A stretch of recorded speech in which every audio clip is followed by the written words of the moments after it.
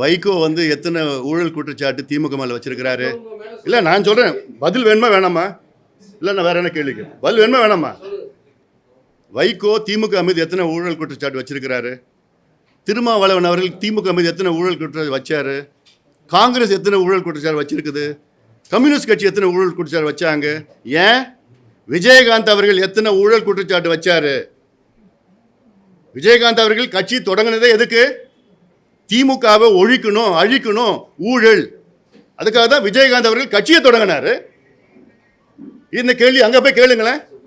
இல்ல நான் சொல்றேன், ஏன் இந்த கூட்டணி நாங்க அமைச்சோம்னா, ஊழல் திமுக, மக்கள் விரோத திமுக, பெண்களுக்கு பாதுகாப்பு கொடுக்க முடியாத துப்பில்லாத திமுக, சாராயம் விற்கின்ற திமுக, கஞ்சா விற்கின்ற திமுக, கள்ள சாராயம் விற்கின்ற திமுக, அதை அகற்றப்பட வேண்டும். இது தீய சக்தி. 5 ஆண்டு காலம் மக்கள் வாய்ப்பு கொடுத்து விட்டார்கள், படுதோல்வி அடைந்து விட்டார்கள். அந்த ஒரே காரணத்துக்காக தான் நாங்க எல்லாம் ஒன்னா சேர்ந்திருக்கிறோம். எங்களுக்குள்ள கொள்கை வேறுபாடுகள் இருக்கலாம், தப்பு கிடையாது அது.